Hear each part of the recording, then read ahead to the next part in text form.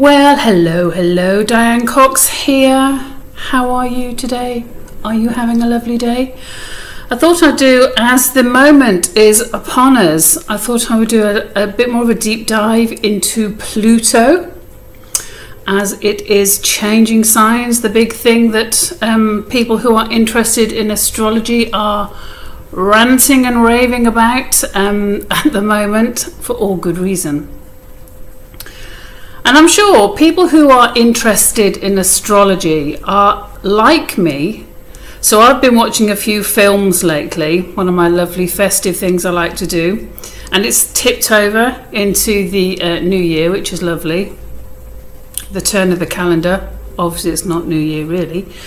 And I can't help think, when I watch films, do you do this?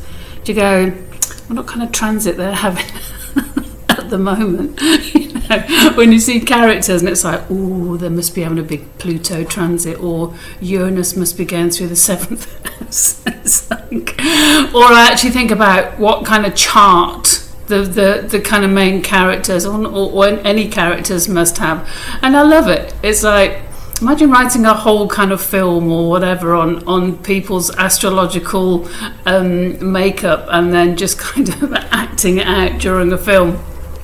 It'd be a really good way of teaching astrology, because I always think with Harry Potter, I think to myself, oh, all the death that he experienced, all the stuff. I mean, he must have heavy Scorpio Pluto transiting, if not, really squaring his ascendant or first house, because it really does kind of define his identity.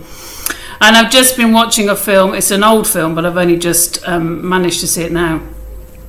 And it's it's called A Single Man. It's got Colin Firth in it. He plays a guy who's lost his lover and can't cope with the loss and all that. And I'm thinking, you see, this is it, isn't it? This is what Saturn, Pluto kind of, transiting with Uranus. It's kind of the unexpected and taking you down into the depths of hell. Because let's look at it. So Pluto's moving into Aquarius. I know I sound like a stuck record. I know, as do many people who are in love with astrology. So Pluto's making its final move into Aquarius this week on the 20th, 19th, 20th, depending where you are. It's a very slow moving planet. So at the moment, this is this Capricorn kind of mashup in the heavens, so lots of Saturn energy. Hopefully you're using that for its best, which is organising, building foundations, being methodical, really going through stuff so you learn what you want to learn properly and well.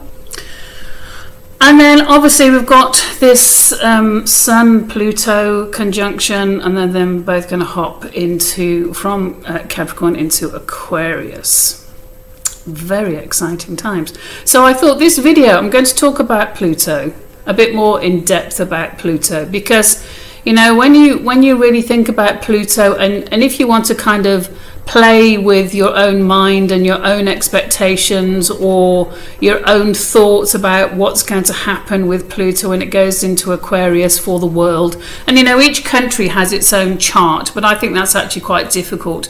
If you look at somewhere like South Africa, there's many births, there's many deaths and births of South Africa, as there are in many countries. Huge transitions, when did it all start, and then when did it all change and transform. So, and then you've got your own chart. Be interesting if we had a world chart, wouldn't it?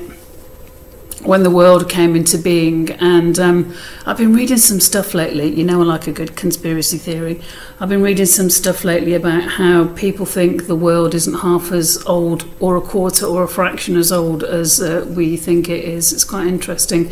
And I often say to people, just because I give conspiracy theories a space, and I think about them, doesn't mean I go along with them, but a lot of the times I do. So Pluto, let's get back to Pluto, a bit of a deeper dive on Pluto, and then just think about when Pluto goes into Aquarius, what do you think are the possibilities and the potential? So Pluto, as we know, is god of the underworld. Pluto is the Roman, Hades the Greek, if I got that right way around. And the myth of Hades is he basically saw Persephone one day, fell in love with her, and snatched her and took her down in his flaming carriage into the underworld. And Persephone was Demeter's daughter, who was the goddess of the land and the seasons and the earth and stuff and growing and crops and whatever. And so basically she eventually found out that Pluto had taken Persephone down into the underworld, and so she went into mourning and grief, and everything in the world went barren. And basically what happened is, I think was it Mercury that went down to see her? Was it? Anyway, I think it was Mercury went down into the underworld as an ambassador and had a bit of a, made a bit of a pact with Hades, the lord of the underworld, to basically keep Persephone for 3 months of the year, and then she was allowed to go back up to see her mother for the other 9.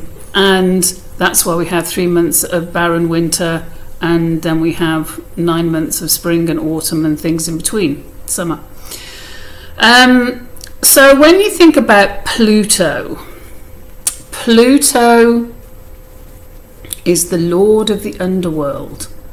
So everything to do with Pluto is often to do with what is unseen, what is underneath the surface, what is down in, the kind of down there. And when I say down there, I'm talking spiritually. What is down there spiritually? What is the unseen spiritually? What is sitting in the unconscious? What is down there? So you look at the spiritual stuff, say Pluto. So when there's a big change, like is coming up in Aquarius, and I'll talk about Aquarius in a minute, what it all means and the significators. But when you think of spirituality, say, what is going to come up spiritually? What are going to be the new, which is words associated with Aquarius, the new, the futuristic, the innovative, the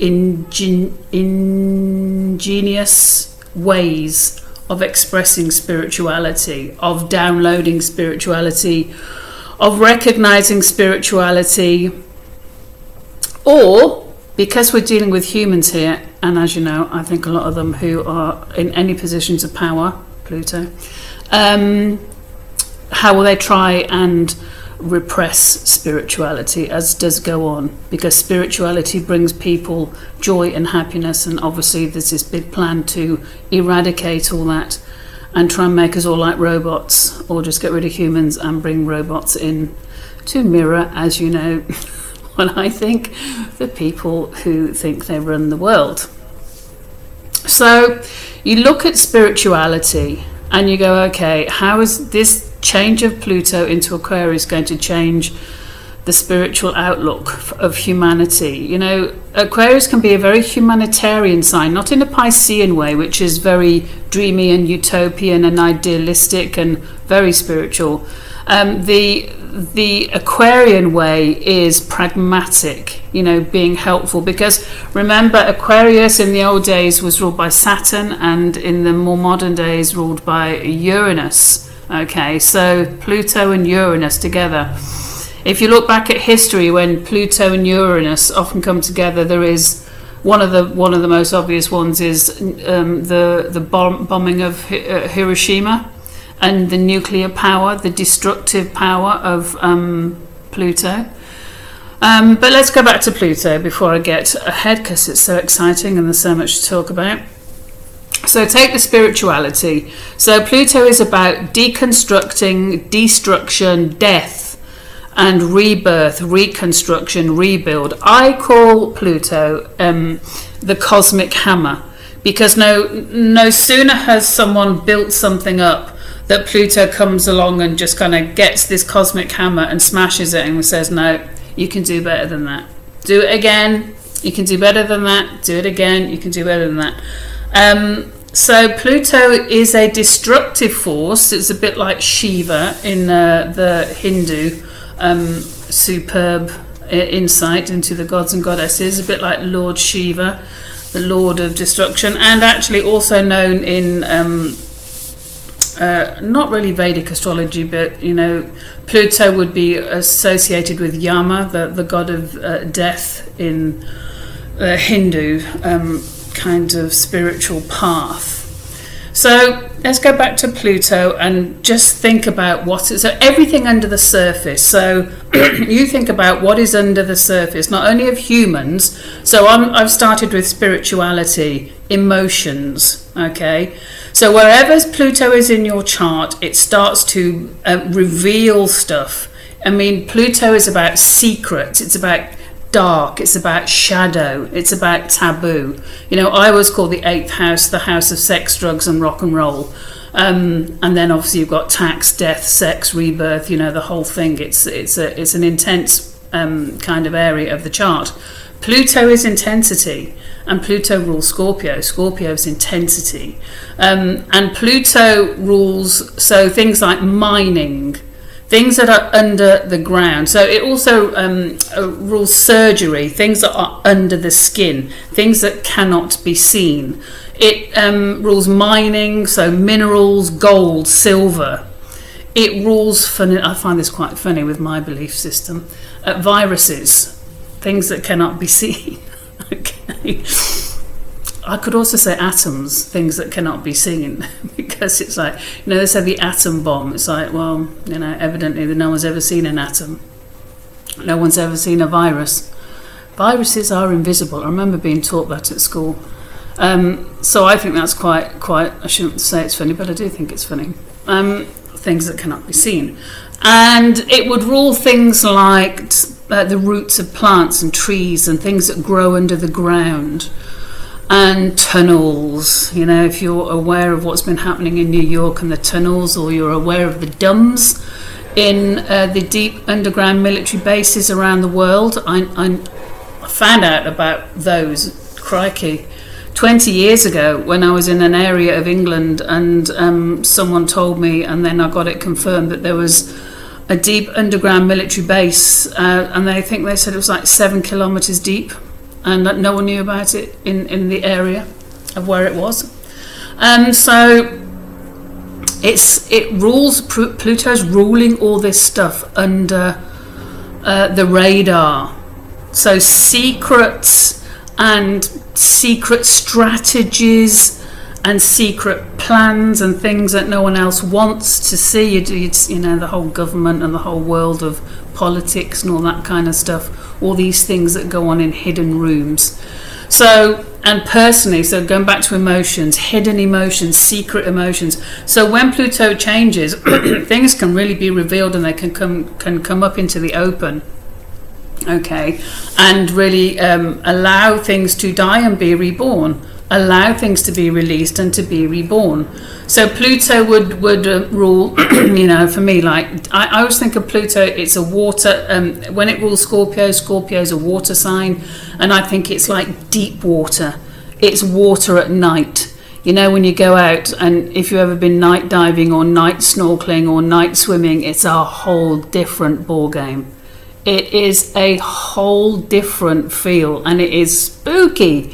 So when you think of Pluto ruling Scorpio as a water sign, I think of the Kraken, this or is it the Cthulhu coming up from the deepest waters, this monster of kind of unknown ferocity and kind of ferociousness and horror, giant mutant octopi. Octopuses are quite nice, actually. But that's what you get with Pluto, this deep stuff. Pluto rules money. So when you think it's moving signs into ingenious Aquarius, what's happening with money? Well, they're trying to make the whole world go cashless, aren't they? They're trying to persuade and hypnotize everyone. Helicopter passing by. They're trying to persuade everyone that this is a done deal. And what I really like about this, what I'm about to say, is Pluto rules, get this, mass movements. when people come together and they have to join together, because if they don't join together in mass, they risk destruction. Now, isn't that just perfect for the time now? Look at Germany. I mean, as Pluto's just on this cusp and moving, Germany have taken this, the farmers and everything, and the military, and they've taken this massive stand, and they've just said no. And a lot of people have always said this: if we all just rejected something outright, then things just can't go on. If we all reject paying tax because it's an illegal thing that, it's evidently meant to, when you look into the tax system, it's quite fascinating how they've brought that one about. But if we all just said, no, I'm not doing that. And I see that, was it Avis, one of the car companies, is dropping electric cars because of the danger and the just kind of unreliability of them, and the massive mining of lithium.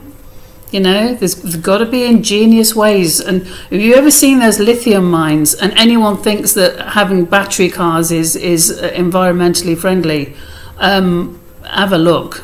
Just have a look at the lithium mines, look at the child labour, look at the cobalt mines in Africa. It is shocking. So all this kind of comes to pass. Now, what's going to happen when Pluto is fully in Aquarius? I think there'll be far more ingenious ways. I think there's ingenious, I tell you what I think, ingenious weapons, secret weapons that are going to come out, that we don't know anything about. I know they already use sonic weapons, frequency weapons, this direct frequency weapon things. Medical things, there's going to be some great things that come out with the medical world. But going back to the money, investments, what are they going to do with that? I've heard so much stuff about, the Bitcoin, XRP, the whole kind of digital currency thing. One day you hear it's all being eradicated, and the next day you hear it's the next big thing. Not next big thing, because it's already a big thing, but it's like doing fantastically well. So this is Pluto. Okay, so money, sex, shadow, dark, secrets. Okay, it's power. Pluto is power. Ingenious ways of using power. Now, if we put that to ourselves, and we had the ingenious ways of making of coming together hugely, billions of people all just overriding any of this stuff we all disagree with.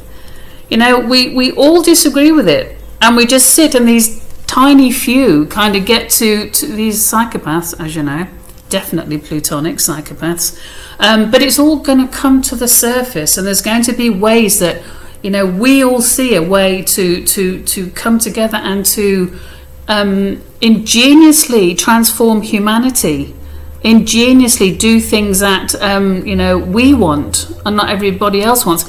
When you think about food, Pluto and food, and with Jupiter in Taurus, I've said this before, things that grow under the ground. Hopefully, as I've said before, the food systems will return to nature. One thing I found is I've got a veggie patch in my back garden. And we all get told how organic food, it needs this, that and the other and whatever, and it's so much more expensive than everything else. It's totally inverted, like so many things in this world. It's a total inversion, because if you just get good soil and compost and stick your veggies in that, you don't need anything. You don't need sprays. If you're mass producing, yes, maybe, but if you taught people to grow their own food at schools instead of stuff that really, do they ever need? I don't know. Do they ever need it? Maybe. It's, and I think like Pluto going into Aquarius is that ingenious ways of growing your own food. People get a bag of compost from the garden centre and stick some spinach leaves in there and a few spring onions or whatever you like, carrots. It'd grow, and spinach just grows and grows and grows and grows and grows, as does celery, and grows and grows.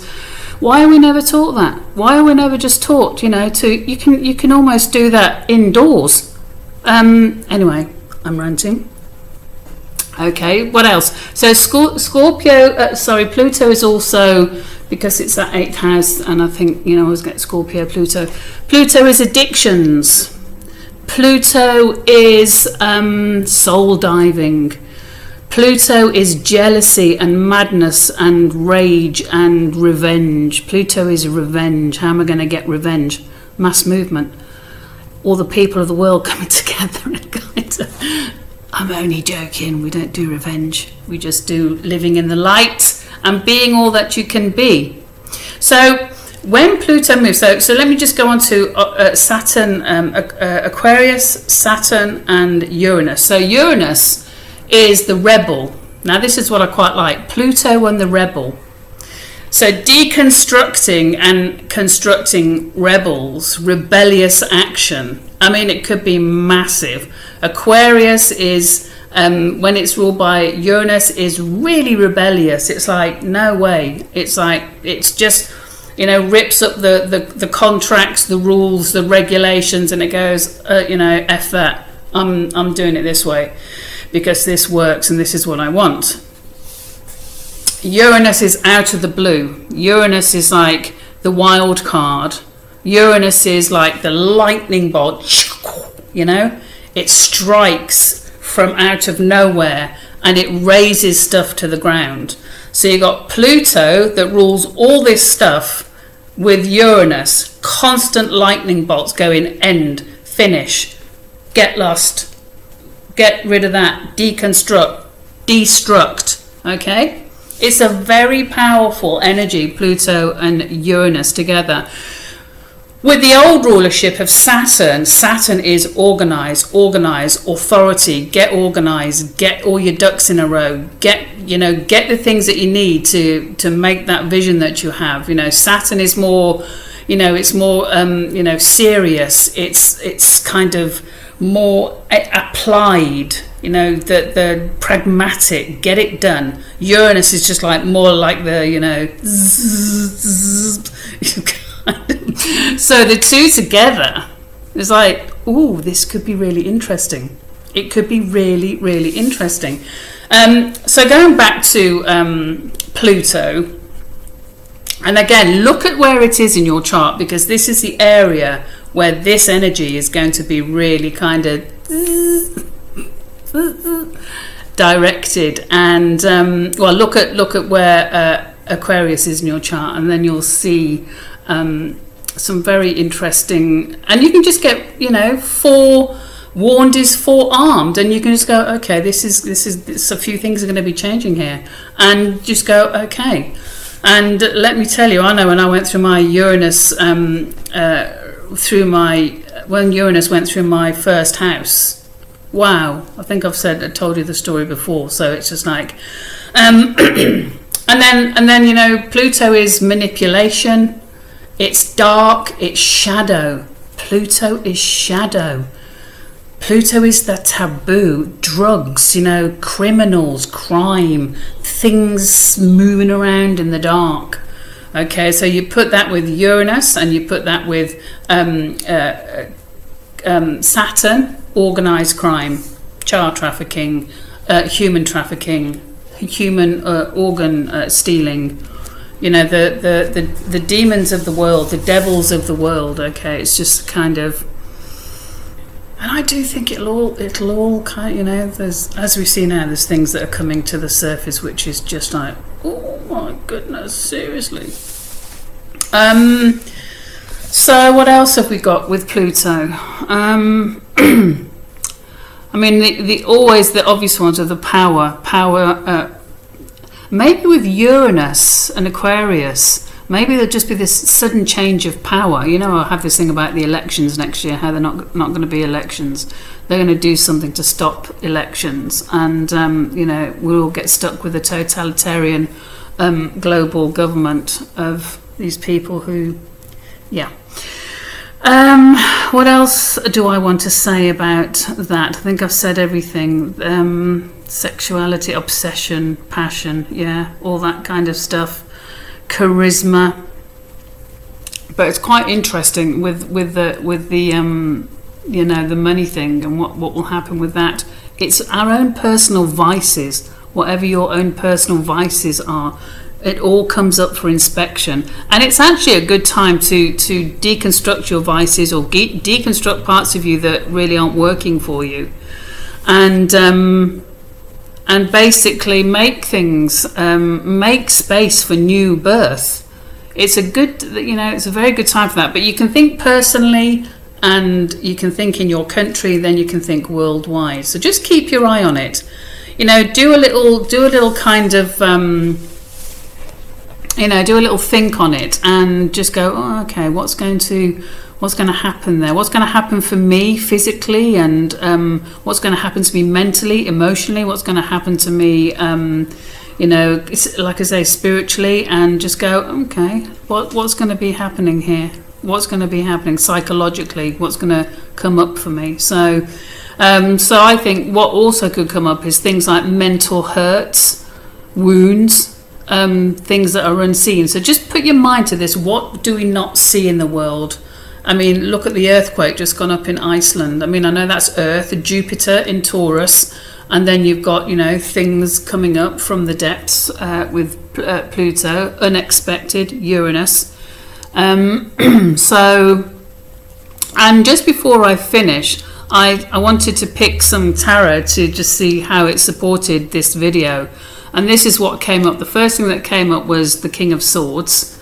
So using your logic, your ruthless ability to not get emotionally involved and just see things for what they are factually. Someone who, this is like encouraging someone to have a quick mind, an intelligent mind. This is a thinker. This is someone this is a good politician. This is a good leader. Someone who actually stands up for moral integrity, for the goodness of the situation, for other people, who is uncorruptible, the King of Swords. A really brilliant figure of, like I say, it would be a really excellent world leader that you could put your name to. Can I put my name to a good world leader who isn't corruptible, who hasn't had the kind of dark kind of mark of the MK Ultra put on them? I don't know. Anyway, so that was the first card. The second card was quite interesting, which was this, the Five of Pentacles reversed. And this can mean just being released from a long-standing kind of pressure. And often it's about money or security and feeling that there's nowhere to turn, there's too much pressure. When it's this way, it's like, too much pressure. I'm worried about money and finances, and how that's what the card is like. Okay, people think, have I got enough? Is there enough? I feel out in the cold. I feel kind of not part of something. And obviously, with the Five of Pentacles, there's always refuge nearby, and just kind of to look around. And when it's reversed, it's more like the release of a situation, or feeling like the situation is just kind of the straw that breaks the camel's back. But normally it's a release, it's the ending of a situation, which I thought was quite interesting regarding Pluto going into Aquarius, because I think there's going to be a lot of situations ended. A lot of unseen things are going to come up. We're going to be exposed to things. I mean, I see this stuff now about the holographs, and I just think they can try and make us believe anything. They can make us believe aliens are coming, the return of Jesus Christ and the ascended master, or who knows what coming down from the heavens. I find it absolutely fascinating. It's actually quite bizarre, because you just don't know what to believe, do you? Unless you can poke it. Oh, okay. And then so anyway, and then the last card that came up I thought was very interesting regarding Pluto going into Aquarius, because it is the moon, and the moon is about facing what you fear, and kind of feel the fear and do it anyway. It's like your nightmares, your fears, your dreams, your kind of this irresistible pull. You feel like pulled to do something and think things and act on certain things. And you've got the crayfish coming out of the deep, you've got the dogs barking at the moon, you've got the altered light, the reflected light of the moon that shows everything in a very different way. And there you've got the two pillars there. It's quite interesting because in Egyptian temples, the two pillars often have a gate that joins them, and they represent the hills and the rising sun, because obviously they realised that the sun had a great creativeness, and they worshipped the sun, and as you know, they thought the sun was a kind of god. So when you've got the moon rising between those two pillars, it's a whole different light. It's really accepting, facing your fears, and it's about accepting, what you don't want to do, or accepting, maybe in this instance, it's accepting the change, knowing it's coming, and just going, okay, let's try. You can never be prepared for Uranus, Pluto. All kinds of things that will be changing there, but it's always, for me, the whole thing about humans. There's so much potential for so much good. There's so much kindness. There's so much good in the world, but we just get flooded. Well, I haven't got a telly, and I don't read the papers, and I don't really watch any news anymore because I think it's absolute lies and trash. Okay, a quick bit of a quick edit to stop me going into my usual rant about the nutters and the state of the world. So I just took that out and kind of carried on with the end. Okay. And Pluto is also associated with magic, with the occult, with mysticism. So you put that together again with ingenious ways, technical, futuristic ways of the Aquarian energy.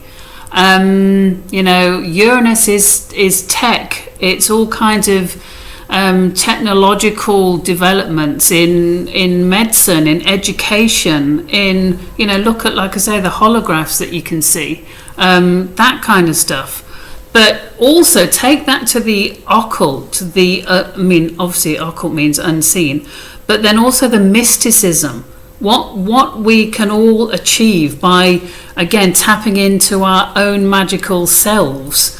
When we connect with the cosmic grid, when we put our energy and our wants and our manifestations into the cosmic grid, when we connect with nature, when we connect with animals, when we connect with the good, and we flood the cosmic grid with that kind of mysticism, is also a fantastic opportunity and potential with the Aquarius and Pluto, and even the Saturn, putting